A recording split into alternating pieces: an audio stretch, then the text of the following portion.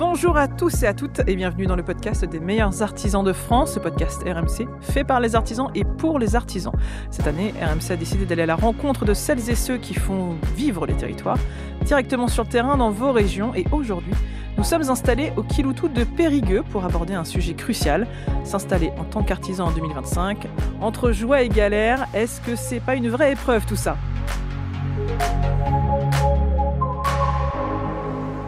Il faut savoir qu'en 2023, il y a eu plus de 250 000 entreprises artisanales qui ont vu le jour, selon l'Institut supérieur des métiers. Mais un tiers de ces entreprises ne franchiront pas le cap des 5 ans d'activité. Alors, entre faire de sa passion un métier, se confronter à une jungle administrative et parfois mettre sa vie familiale en péril au gré d'heures qui ne sont pas souvent comptées, est-ce que l'artisanat fait toujours rêver les entrepreneurs en devenir en 2025 ? Pour en parler, j'ai le plaisir d'accueillir autour de l'établi 2 artisans d'expérience qui ont franchi le pas, Nicolas Virgo et Carlos Azevedo. Ensemble, on va parler du quotidien type d'un artisan et surtout d'un chef d'entreprise, de l'envie d'entreprendre, des galères, des réussites et de ce qu'il faut vraiment savoir avant de se lancer. Bonjour messieurs. Bonjour. Bonjour. Alors bienvenue autour de l'établi. Donc avant de commencer cette discussion, je vous propose éventuellement de vous présenter en quelques mots votre parcours, votre activité, où est-ce que vous exercez. On commence par qui ? Allez Carlos, à toi l'honneur. Bonjour, donc Carlos Azevedo, j'ai 42 ans. J'ai une entreprise de peinture et décoration dans une toute petite commune à côté de Périgueux, Église-Neuve-de-Vert, un tout petit village. Et donc j'exerce surtout sur Périgueux et aussi aux alentours de la ville. D'accord, donc tu es à ton compte. À mon compte depuis 20 ans. Depuis 20 ans, alors que on a l'impression que tu as 20 ans. Il y a 20 ans. Donc on parlera de tout ça, de ce qui t'a poussé à t'installer. Est-ce que tu avais de l'expérience dans le domaine ? Est-ce que tu avais un modèle familial ? Et on va partir à la présentation maintenant de ton conjoint pour cette émission. Moi, Nicolas Virgo, donc 40 ans. Donc moi, c'est un peu spécial. J'ai repris l'entreprise de mon père il y a 5 ans avec ma sœur. Mhm. Et aujourd'hui, on exerce tout ce qui est maçonnerie, charpente, couverture, terrassement. Et on travaille aussi la pierre de rénovation avec une entreprise qu'on a repris il y a 2 ans. D'accord, et donc tes clients, ça va être quoi ? Du professionnel, du particulier, des établissements publics ? Tout le type de clients. On fait beaucoup de particuliers, on va dire, pour les rénovations. Mais on fait aussi du marché public. D'accord. Alors après, c'est pas notre corps de métier même, mais on est bien obligé de répondre un peu à des marchés publics pour des communes qui sont limitrophes de Périgueux, parce que, pareil, on a l'entreprise juste à côté de Périgueux. D'accord, et donc tu disais entreprise familiale ? Oui.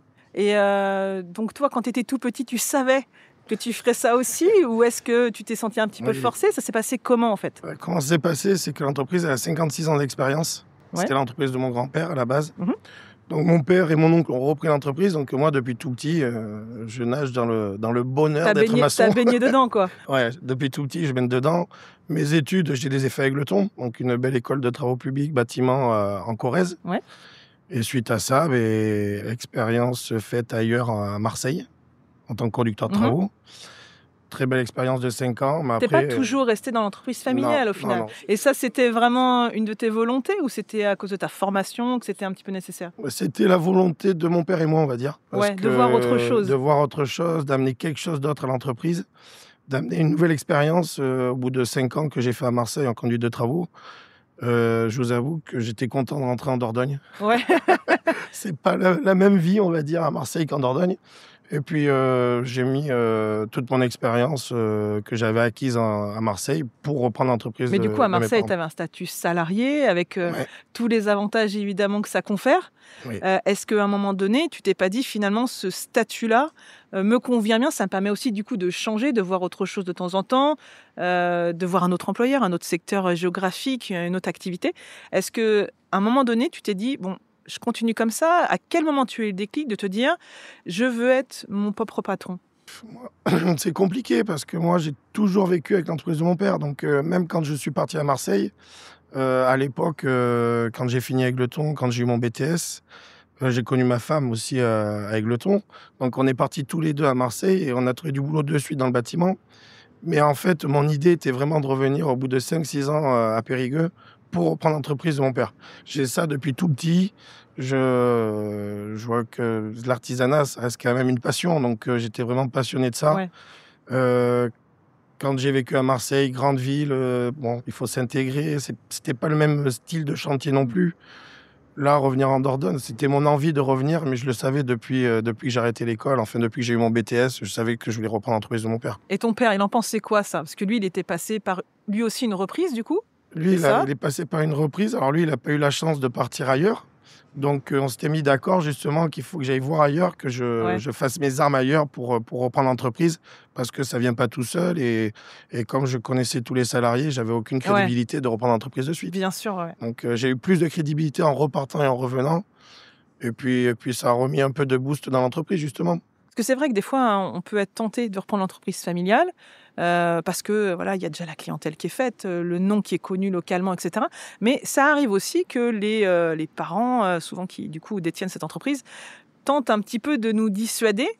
Toi, de ton côté, est-ce que dans ta famille, vous étiez déjà artisan? Est-ce que tu es le premier à faire cette activité-là? Mon père Carlos? l'avait été, oui. Ouais. En maçonnerie. En maçonnerie, Oui. d'accord.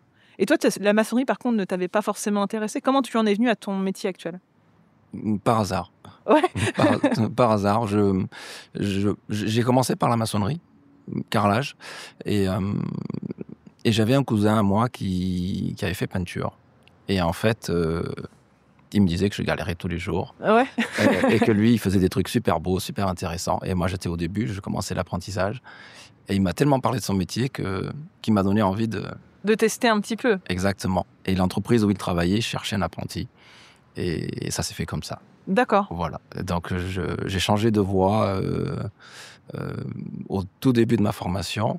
Et c'était une découverte parce que je ne connaissais absolument pas ce métier. Oui, tu n'avais personne qui t'avait inspiré à part ton Non. ami, quoi. Non, non, absolument pas. Alors du coup, comment tu t'es formé? T'es allé dans différentes entreprises? Donc, j'ai été... Tu devais être tout jeune à l'époque, du coup. J'avais 15 ou 16 ans. Ouais. Je sais plus trop, mais je pense par là. Je suis parti dans une entreprise faire un CAP en peinture. Ça s'est très bien passé. L'entreprise m'a reconduit pour faire un BP, un brevet professionnel, que j'ai obtenu. Et pendant ce temps-là, j'ai fait pas mal de concours, parce que du coup, j'ai été vraiment passionné de ce métier. Et effectivement, je pense que de suite, j'ai compris que j'avais trouvé quelque chose où je pourrais m'épanouir. Ouais. Et donc, j'ai fait pas mal de concours, les meilleurs apprentis de France. Ensuite, j'ai découvert les WorldSkills France. Ouais. Et c'est là où ça a un petit peu basculé pour moi, en fait. D'accord. Voilà. Donc tu t'es épanoui, mais là, tu étais toujours dans le cadre d'une entreprise qui ne t'appartenait pas. Non, j'étais dans une petite entreprise. À la fin de mon BP, j'ai voulu faire un brevet de maîtrise. Donc, j'ai changé d'entreprise. Je suis parti dans une structure un peu plus importante, un peu plus grande, pour voir un petit peu comment ça se passait, parce que j'avais déjà ma petite idée de m'installer un jour. Donc, comme Nicolas, de voir d'autres pratiques je voulais peut-être voir aussi. Exactement. Donc tu avais l'idée de te former, un petit peu quand même d'observer et de voir comment on gérait l'entreprise déjà à l'époque. Ouais. Parce que je connaissais une entreprise où je suis resté 5 ans, mais je voulais voir d'autres fonctionnements, d'autres façons de faire pour m'enrichir un petit peu de ça. Et donc voilà, ça s'est fait comme ça. Je suis parti dans une entreprise pendant à peu près 2 ans où j'ai fait un brevet de maîtrise qui m'a aussi pas mal aidé dans comprendre comment gérer une entreprise, créer une entreprise et tout ça. Donc, et puis voilà. Et puis à un moment donné, j'ai décidé de démissionner. Tu as passé le cap? J'ai démissionné de mon poste pour m'installer. Et tu t'es installé à quel âge du coup? J'avais 21 ans. 21 ans, ah ouais. Alors du coup, comme tu le disais un petit peu, quand on est en formation, on apprend son métier. On apprend à être un bon peintre, un bon maçon, un bon technicien, etc. Mais est-ce que toi, tu estimes que dans ta formation, tu avais assez appris à être un bon entrepreneur, à voir un petit peu tous les à côté, la gestion administrative, éventuellement le management, comment on gère des stocks, etc., la comptabilité, les obligations déclaratives. Est-ce que ça, tu l'avais vu pendant ton parcours de formation où tu as vraiment appris en observant tes confrères, en te formant par toi-même? Quand j'ai fait la formation CAP, BP, c'est vraiment très technique, c'est le métier. Après, j'ai fait 18 mois en brevet de maîtrise. On aborde un petit peu ces sujets-là. Mais malheureusement, peu de personnes font cette formation, qui est quand même très intéressante parce que ça donne le titre de maître artisan. Et c'est là où je l'ai vu un petit peu, mais tout ça, on le découvre une fois qu'on est artisan. C'est ça. Alors du coup, quand tu t'es installé, tes motivations principales, c'était quoi? Ça allait être de l'autonomie, ça allait être de pouvoir choisir tes chantiers, ta façon de faire. Qu'est-ce qui t'a poussé finalement à t'installer, plutôt que te dire je reste dans une entreprise où peut-être ça se passe déjà très bien, mes collègues ça se passe bien, etc. C'était quoi tes motivations à l'époque? Un challenge. Ouais, c'était le défi, un peu comme dans tes concours, quoi. Exactement. Après les concours, il n'y avait plus de défi. Ouais. Il fallait autre chose. Ta vie est un éternel challenge. Exactement. C'est aussi ton cas, Nicolas? Ouais. Ouais, d'avoir les défis, de remonter, et puis de faire. Alors moi, c'est mon cas, mais c'est un peu différent parce que nous, l'entreprise était déjà créée. Ouais, mais ça peut être aussi un Et défi dans le défi de te faire ta place. c'est un défi dans le défi parce qu'il y a un proverbe qui dit il y en a un qui construit, un autre qui continue, et puis généralement, la troisième génération est cool. Ouais. Donc, On ne souhaite pas ça. donc voilà, j'espère pas. Et justement, non, après, c'est un défi de faire grandir l'entreprise et justement, enfin, nous, ce qu'on a fait sous 2 ans, là, il y a 2 ans, on a repris 2 boîtes extérieures, enfin 2 entreprises, une de charpente couverture sur Périgueux, et on a aussi pris une autre boîte de bâtiment dans le nord du département. Donc, on a réussi à faire grossir l'entreprise. Donc, c'est plutôt Ouais. Et selon valorisant. toi, du coup, qui a quand même ce passé-là, est-ce que c'est plus simple de reprendre une entreprise quand on veut s'installer qui existe déjà, ou est-ce que c'est plus simple de partir de zéro, d'une feuille blanche? Mais c'est différent, en fait. Repartir d'une feuille blanche, faut tout construire. Ouais. Alors, je peux pas dire, je l'ai jamais fait. Après, reprendre une entreprise familiale, c'est compliqué aussi parce que moi, en termes de management, j'ai jamais pris des cours. Donc, en fait, j'ai que le management à l'ancienne du père et du grand-père, quoi. Mmh. Et ce qui se fait pas du tout aujourd'hui. Enfin, les mentalités évoluent. La Et réglementation la aussi. réglementation, donc moi je me suis fait beaucoup aider via la Fédé, via un mouvement des centres des jeunes dirigeants. Donc ça m'a vraiment aidé à me construire et à être un jeune dirigeant, quoi. Ouais. Et toi, Carlos, reprendre une entreprise, ça t'avait jamais intéressé? Alors, ça m'a été proposé Ouais. par la Chambre des métiers, parce qu'à un moment donné, il a fallu faire le pas, pousser la porte pour s'enregistrer. Et là, on m'a proposé de reprendre une entreprise, mais je ne le voulais pas. Moi, je voulais la feuille blanche. Ouais. Moi, je voulais être à la base. Oui, tout décider, tout choisir, tes Je voulais fournisseurs, créer ton quelque chose de local, différent. etc. Exactement. Ok. Et alors, quand tu t'es installé, est-ce que tu te souviens de choses qui ont été particulièrement éprouvantes pour toi à l'époque? Est-ce qu'il y a des étapes, des validations, peut-être les délais d'attente? Qu'est-ce qui a été compliqué pour toi lorsque tu t'es installé de ton souvenir, même si c'était Alors, déjà il y a 20 ans? De ces souvenirs, il n'y a pas eu grand-chose de très compliqué. Parce que j'ai créé une entreprise où j'étais tout seul. C'était vraiment tout petit. J'ai commencé à travailler tout seul. J'avais une toute petite structure. Donc les démarches auprès de la Chambre des métiers ont été assez simples. Quand bien même à l'époque, tu arrivais avec ton gros Cerfa. Maintenant, on peut tout faire par dématérialisé. Mais Exactement. le côté paperasse, tu t'en souviens? C'était contraignant? Je m'en souviens vaguement. Ouais. vaguement. C'est un peu comme les factures, le montant passe, la qualité reste, les papiers aussi, quoi. Ouais. Le nombre de feuillets passe, mais l'entreprise reste, quoi. La seule chose que je me souviens, c'est qu'on m'a donné un rouge de maître artisan, et ça, j'en étais très fier. Ouais, il y a de quoi, il y a de Voilà. quoi. Est-ce que, selon vous, il y a besoin d'avoir certaines qualités quand on veut s'installer? Parce qu'on peut être très bon dans son métier, très bon artisan, le meilleur peintre, d'avoir fait tous les concours, etc., mais pour autant être un piteux chef d'entreprise. Pour vous, quelles sont les qualités qu'un artisan doit avoir lorsqu'il veut s'installer à son compte? Bon, faut être humain déjà. Je pense qu'il faut. En fait, l'entité de l'entreprise ressort du tempérament de l'entrepreneur, en fait, du chef d'entreprise. Moi, je vois aujourd'hui, j'ai les salariés, j'ai rien à dire sur eux, ils sont passionnés. Donc, moi, je suis passionné à la base. Il faut être bien entouré Faut si être t'es bien pas tout entouré, seul. voilà. Faut être vraiment bien entouré. Et si on met de la bonne humeur dans l'entreprise, je pense que c'est ça aussi qui fait l'entité, qui fait les gars sont passionnés aussi. Donc, ça dépend des tempéraments de chacun. Mais après, oui, c'est pas facile de se lancer en tant que jeune entrepreneur, quoi. Enfin, partir d'une page blanche, c'est compliqué. C'est ça. Et toi qui étais tout seul, t'as pas forcément pu te reposer sur d'autres gens. Alors peut-être tu nous disais tout ce qui était organisme professionnel, ça t'a aidé? Oui, ça m'a aidé, oui. Au début, oui. Ouais. Tout ce que j'ai pu apprendre pendant ma formation et aussi dans les entreprises où j'ai travaillé, parce que j'ai vu comment faisaient mes anciens patrons, j'ai vu le relationnel avec mes collègues de métier, et tout ça m'a servi. Mes 6 ans et demi de formation m'ont permis d'avoir quand même des bases assez solides. T'as vu des bonnes pratiques, t'en as vu aussi peut-être des moins bonnes que t'as pas voulu reproduire? Non, t'étais dans des entreprises qui tournaient peut-être aussi. J'ai travaillé dans 2 entreprises où c'était différent, mais c'était très bien. C'était très bien. J'ai beaucoup appris de ces 2 entreprises-là. Donc, non. Après, ce qui est important, je pense au début, c'est le relationnel, c'est le côté humain, comme le disait Nicolas. Le contact avec le client moi qui travaillais tout seul au début, je n'avais que le client. J'avais pas de relationnel avec mes salariés que j'ai aujourd'hui. Mais le contact est très important. Bien entendu, il faut maîtriser son métier, il faut être professionnel, mais aussi la relation qu'on établit avec ses clients et c'est aussi ses partenaires. Oui, les fournisseurs, tout ça, c'est très important. Quand on s'installe au début, moi qui avais 21 ans, qui démarrais, il faut aussi que les fournisseurs me fassent confiance et qu'ils soient là. Donc, tout ça, c'est important. Mais le relationnel, le côté humain, moi, je pense qu'il était important il y a 20 ans et il est toujours aujourd'hui. Ouais, mais c'est vrai comme on l'a dit tout à l'heure en introduction, il y a un tiers des entreprises nouvellement créées dans le bâtiment qui ne vont pas passer le cap des 5 ans. Je pense qu'on en connaît tous autour de nous, des entreprises qui ont été créées puis qui se sont finalement fermées. Alors, évidemment, la crise du Covid n'a pas aidé à son époque, mais c'est une statistique qui a l'air quand même de perdurer au gré des années. Est-ce que pour vous, il y a des raisons à ces si nombreuses fermetures ? Est-ce que de vos expériences, de vos constats personnels, il y a des erreurs qui étaient faites, par exemple dans la mauvaise gestion peut-être de la trésorerie, dans le non-respect peut-être d'une réglementation? On sait que le bâtiment est plein de règles qui peuvent mettre très rapidement cours à une vie d'entreprise. Est-ce que de vos propres expériences, du coup, il y a des erreurs qui, de toute façon, inévitablement, vont conduire à la fermeture de ces entreprises? Moi, je dirais plus qu'il ne faut pas avoir qu'un seul client non plus. Ouais.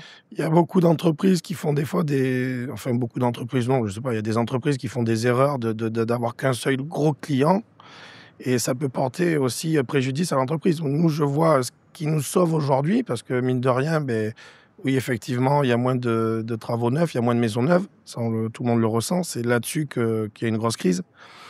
Nous, notre force aujourd'hui, c'est d'avoir des clients de toutes catégories. Ça peut être le petit chantier, le moyen chantier, ou avoir des chantiers un peu plus gros, un peu plus importants. En privé, je parle.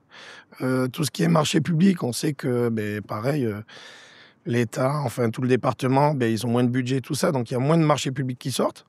Nous, l'avantage qu'on a eu dans cette crise et qu'on est en plein dedans, c'est surtout d'avoir différents types de clients, des particuliers. Et aujourd'hui, si on m'appelle pour faire une petite terrasse de 20 mètres carrés, je prends le chantier. Oui. C'est des travaux. Il n'y a pas de petits clients, de gros clients aujourd'hui. Il faut essayer de prendre tout le monde et c'est ce qui nous a sauvé aujourd'hui. C'est ça. Quand tu mets tous tes œufs dans le même panier, que tu as une défaillance de ce client-là, derrière, tu cours à ta perte, quoi. Moi, j'en ai un peu entendu parler par rapport au pavillonneur ou la maison neuve. En fait, c'est ça, c'est la maison neuve. Ou le plaquiste qui travaillait qu'avec le même maître d'œuvre et celui-ci arrête son activité. Dangereux. Bien sûr. Et de ton côté, alors, des retours d'expérience sur des échecs qui auraient pu être évités? Ce que dit Nicolas, je n'ai jamais été dépendant d'une seule structure. Ma clientèle est essentiellement du particulier. Et effectivement, je peux faire un tout petit chantier comme un chantier un peu plus important, bien entendu, dans la mesure de la capacité de l'entreprise. Mais je vois aujourd'hui des clients que j'ai depuis 20 ans qui parfois hésitent à m'appeler pour un petit plafond, pour une porte à repeindre. Ils ont peur de déranger, que ça ne t'intéresse pas. Exactement. Et ça, je leur dis non, absolument pas. Je ferai toujours le... Il y aura peut-être un petit peu de délai, mais je m'occupe de vous malgré tout. Exactement. Je ferai toujours le petit chantier parce que, voilà, surtout un client fidèle, pour moi, est très important. Alors, c'est vrai qu'il y a beaucoup d'entreprises qui ferment aussi parce que parfois les entrepreneurs avaient un petit peu sous-estimé le temps qui serait nécessaire à faire tourner l'entreprise. Certes, il y a le temps des chantiers, mais il y a le temps de voir les fournisseurs, de s'approvisionner, de régler les problèmes du véhicule, etc. Et tout ça, évidemment, en plus de l'aspect administratif, ça pèse sur la vie de famille, sur la vie privée. Comment est-ce que vous, de votre côté, vous avez réussi à concilier ce côté professionnel et privé pour pas faire exploser la cellule familiale? On sait, il y a beaucoup de couples qui sautent. Hein, on va pas dire qu'un bon artisan, c'est un artisan divorcé, mais c'est forcément quelqu'un qui va passer du temps sur son entreprise, surtout au début. Après, évidemment, c'est moins chronophage.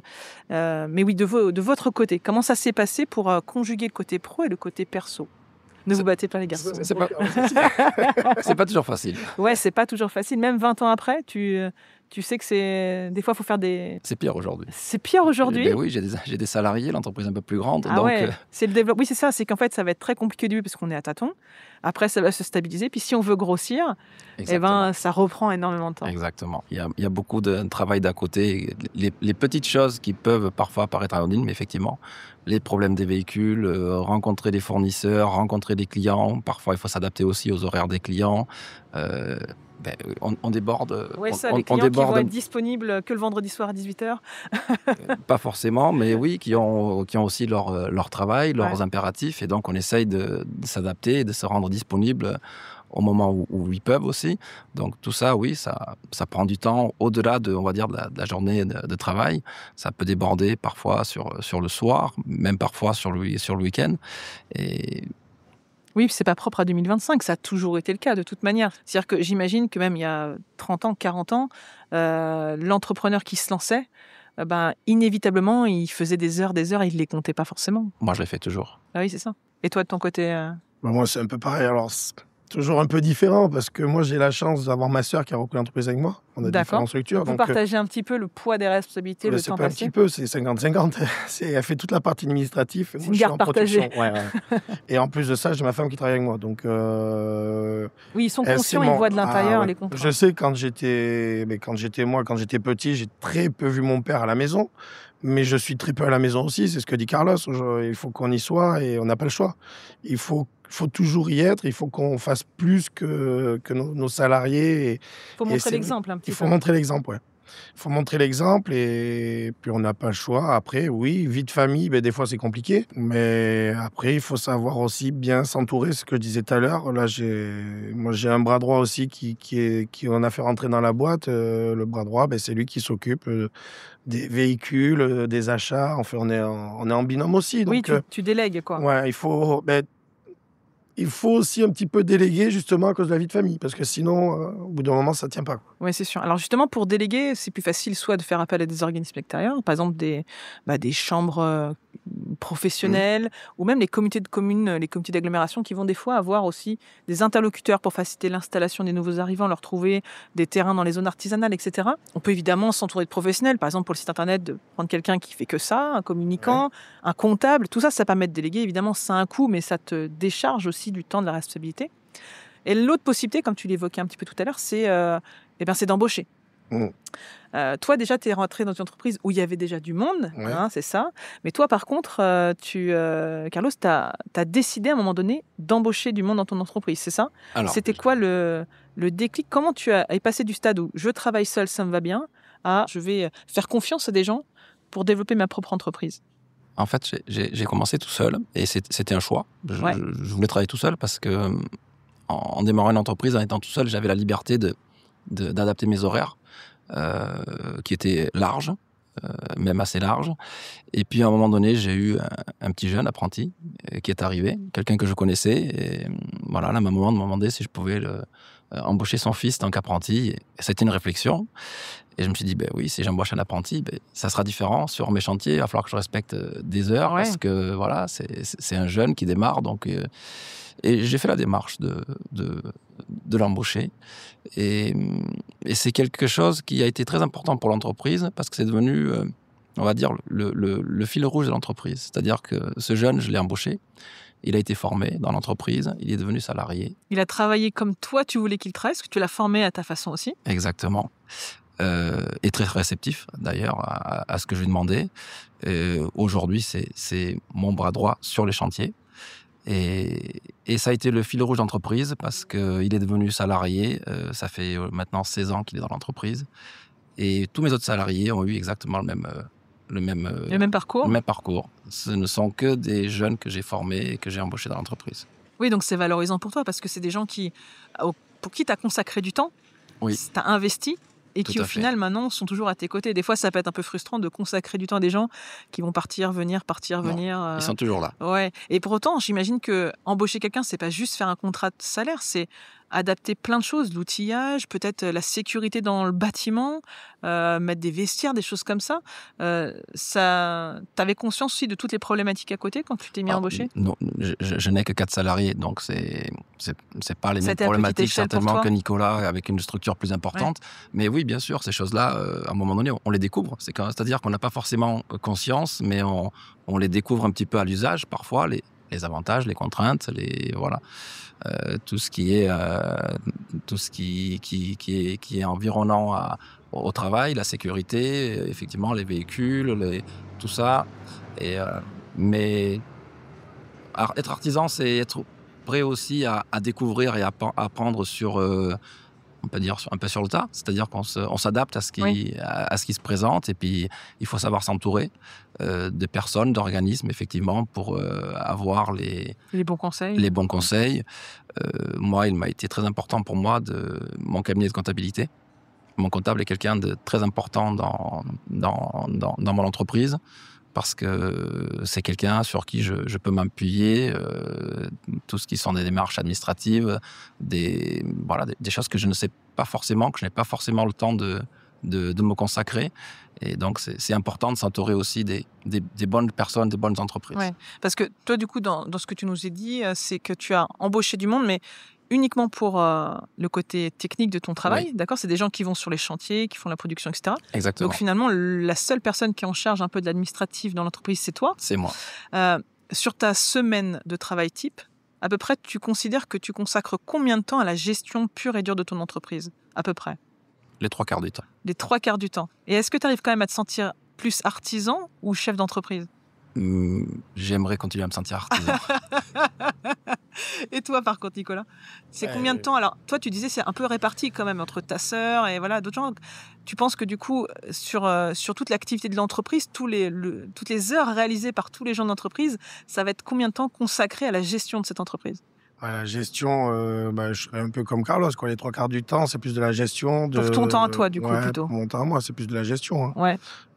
Moi, je serais plus aujourd'hui chef d'entreprise qu'artisan, parce que mais c'est vrai qu'on a quand même un peu plus de salariés, et comme tu disais tout à l'heure, tout ce qui est sécurité, les papiers, enfin, c'est compliqué. Les évaluations professionnelles. Ouais, les entretiens, tout. Non, c'est... Après, c'est vrai qu'on a pas mal de jeunes qui ont le même parcours que des jeunes que Carlos a pris, quoi. C'est ceux qui viennent du CFA, enfin la formation. Et tout ça aussi, c'est du temps, hein, voir avec les Exactement, évaluations des CAP, des l'école, BP, etc. C'est pas mal. Mais c'est vrai que c'est très, très chronophage, en fait, de faire une entreprise. C'est pas que faire des chantiers. Et il y a une étude qui était menée en 2021 par le syndicat des indépendants et des TPE qui disait qu'à peu près la moitié des entrepreneurs passent au moins 8 heures par semaine à s'occuper des tâches administratives. Et même, il y en a près d'un tiers qui estiment que l'administratif représente 30% de leur temps total de travail. C'est considérable, hein, de faire les factures, les devis, les déclarations, de gérer le stock, etc. Hein. Après, on n'a pas le choix. Si on veut, c'est ça. Si on veut faire tourner la boîte, on n'a pas le choix que de passer ce temps, de consacrer ce temps-là, quoi. Ouais. Et du coup, ça permet de rester indépendant, de s'épanouir un peu par son travail, même si vous êtes un peu moins artisan officiellement parlant, mais vous êtes toujours artisan, vous êtes surtout chef d'entreprise. Est-ce que malgré tout, il y a des chantiers que vous arrivez à réaliser, auxquels vous arrivez à prendre part ? Est-ce qu'il y a par exemple des chantiers que vous souhaitez nous partager, pour vous avez été très très fiers ? C'est quoi le dernier chantier qui t'a vraiment rendu fier d'être artisan, sur lequel tu es intervenu, Carlos ? Tous. Ah. Il n'y a pas de différence. Non, mais c'est ça, c'est que l'intérêt d'un chantier aussi, c'est de pouvoir rendre le client content, de lui trouver une solution à ses problématiques. C'est ça le plaisir. Il n'y a pas de petits chantiers, il n'y a pas de gros chantiers, mais il y en a sur lesquels on est quand même pas mal plus fiers. Est-ce que toi, du coup, Nicolas, tu interviens des fois sur des monuments qui sont à la vue de tout le monde, qui sont connus de la localité ? Connu, je sais pas, mais on a fait le dernier en tête, c'est la maison médicale de Notre-Dame-de-Sagnac en pierre massive. Il y a des façades en pierre massive. Enfin, c'était vraiment pour Notre-Dame-de-Sagnac, enfin pour la Dordogne, c'était un très très joli chantier. Donc j'étais vraiment content de le réaliser. Et puis en plus, la pierre. Ouais, donc on refait de la pierre à l'ancienne. Voilà, on a pierre massive. C'était un beau chantier, quoi. Je confirme, c'est très beau. Je passe devant tous les jours. Et d'ailleurs, c'est une question qu'on peut se poser, parce que quand on s'installe en tant qu'artisan, on a un petit peu un idéal sur notre travail, sur la façon de faire, sur les chantiers qu'on aimerait réaliser. Puis ça se passe pas toujours comme on le souhaite. Et vous qui êtes installé déjà depuis très longtemps, vous avez vu forcément votre travail changer, les demandes évoluer de la part des clients, des nouveaux matériaux, des nouvelles façons de faire. Est-ce que vous arrivez toujours à trouver du plaisir dans la réalisation de votre métier, qui forcément a changé depuis le début ? Est-ce que s'adapter, ça fait partie du travail, c'est nécessaire ? Ou est-ce que ces effets de mode, là, des fois un petit peu, sur les matériaux, sur les styles, sont plus fatigants qu'autre chose ? Vous en pensez quoi, vous ? Non, aujourd'hui, c'est pas plus fatigant. Je pense que les nouveautés qui se font dans la construction, c'est justement pour nous aider mais avoir moins mal au dos, parce qu'on sait que moi, je sais dans le bâtiment, enfin, dans tous les corps de métier dans le bâtiment, le problème, c'est le dos. Donc, je pense que les fournisseurs évoluent là-dessus. Par les Ils- conditionnements, Par par exemple? les conditionnements, des matériaux plus légers, enfin. Et nous, là-dessus, je pense qu'il faut qu'on se forme, en fait, qu'on forme nos gars, justement, à évoluer dans les bons matériaux, l'écologie, enfin, on est en plein dedans aujourd'hui. Mmh. Donc, il ne faut pas qu'on reste à l'ancienne, et je pense qu'il faut vraiment qu'on s'appuie sur les conseils des fournisseurs, quoi. Il faut vraiment qu'on soit accompagné là-dedans, et moi, j'aime bien former les salariés, justement, à évoluer sur des matériaux différents ou qu'on peut mettre en place. Après, on achète aussi du matériel. On va dire que la maçonnerie, c'est moins fatigant qu'il y a 60 ans, à l'époque de mon grand-père. Ouais, ouais. On achète des élévateurs, on fait des couvertures, on Ton monte métier, il évolue et des fois, c'est une bonne chose. il a évolué dans le bon sens du terme. Après, c'est pas tout bon non plus. Non, tu as toujours les C'est fondamentaux, mais il faut savoir Ouais, s'adapter. ouais, faut savoir s'adapter, mais il faut qu'on évolue, on n'a pas le choix. Notamment, Pas le choix. j'imagine, si tu réponds à des marchés publics, des fois, il y a des contraintes sur certains matériaux employés, l'aspect Exactement. environnemental, etc. Ouais, il faut savoir faire évoluer l'entreprise. Il faut qu'on la fasse évoluer, et tout ça, on peut pas le faire tout seul. Il faut qu'on s'aide des bonnes personnes, quoi, en fait. Ouais, ouais. Et toi, Carlos, du coup, ton métier de peintre, tu trouves qu'il a beaucoup évolué depuis que tu t'es installé il y a longtemps? Énormément. Sur quels aspects? Sur les matériaux, sur la les technicité? matériaux, sur la peinture, c'est quelque chose qui a énormément évolué parce qu'avec les normes environnementales, il a fallu s'adapter. Aujourd'hui, on a des produits qui sont beaucoup moins nocifs pour l'environnement, mais aussi pour l'applicateur, pour le peintre en lui-même. Mais ce sont des produits qui sont différents, donc il faut savoir s'adapter, il faut savoir les utiliser, il faut savoir vivre avec son temps, il faut se former à ces produits-là, il faut pas avoir peur de les utiliser. Mais justement, dans tes semaines à rallonge entre les chantiers, l'administratif, comment est-ce que tu trouves le temps de te former? Est-ce que ça va être en lisant les notices, en allant voir des événements organisés justement par les fournisseurs? Comment tu fais pour souvent avec les fournisseurs. être toujours un petit peu à la pointe des connaissances que tu es censé avoir? Les fournisseurs sont très importants parce qu'un fournisseur qui lance un nouveau produit, en principe, il essaye d'expliquer, d'avoir des moments où on peut se former, on peut regarder comment les utiliser. Et puis après, il faut aussi oser, il faut pas avoir peur. C'est un challenge. Il y a des nouveaux produits, il faut essayer. Et puis, mais aujourd'hui, je trouve malgré tout que être peintre aujourd'hui est quand même plus confortable que ça a pu l'être par le passé. Et tu as peut-être même plus de possibilités, de solutions techniques sur certains chantiers maintenant, Oui. avec des nouveaux produits. Oui, même comme pour Nicolas, même si ce n'est que la peinture, aujourd'hui, il est moins fatigant d'être peintre que ça pouvait l'être avant. On a des outils de ponçage qui sont beaucoup plus performants, qui sont beaucoup plus pratiques. Voilà. Donc, il y a une évolution qui est quand même intéressante, et je pense que c'est bien parce que ça permet aussi aux jeunes de peut-être voir le bâtiment d'une autre façon et de ne pas voir ces métiers pénibles qui donnent pas envie. Et alors, du coup, dans ce que tu nous disais, tu es en plein développement, tu as embauché récemment, etc. Comment tu vois l'avenir de ton entreprise? Tu as envie de toujours continuer un petit peu à l'augmenter, à la grossir, à prendre plus de chantiers?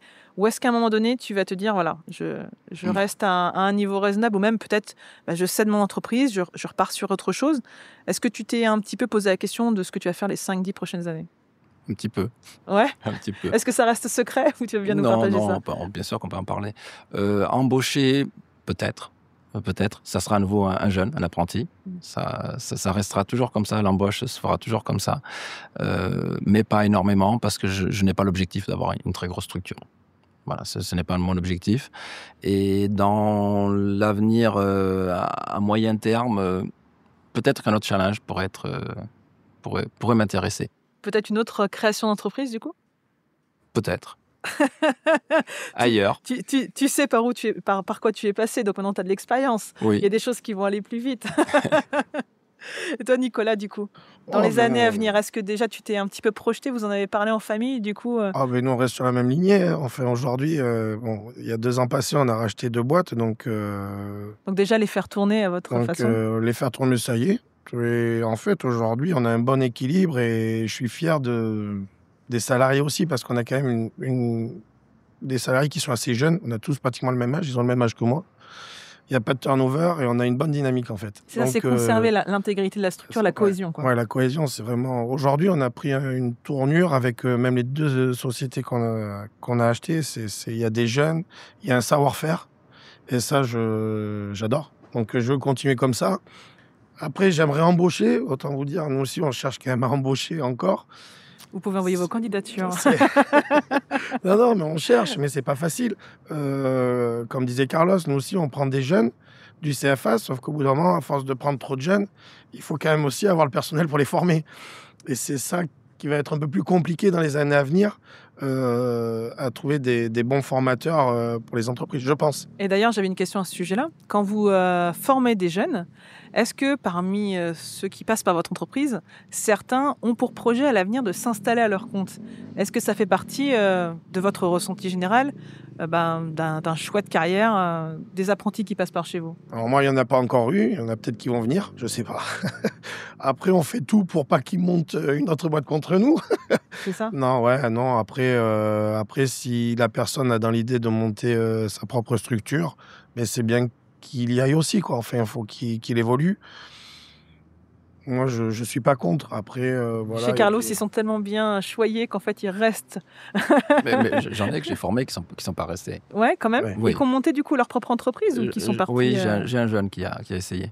Qui a essayé, Oui. c'était. Il a fait, je pense, ça a duré 2-3 ans, et puis là, il a changé de. Il est dans les statistiques. Il a changé de voie, mais il a essayé. Bon, j'étais très content pour lui d'ailleurs. Oui, il faut tester, Voilà, pour pas avoir des regrets.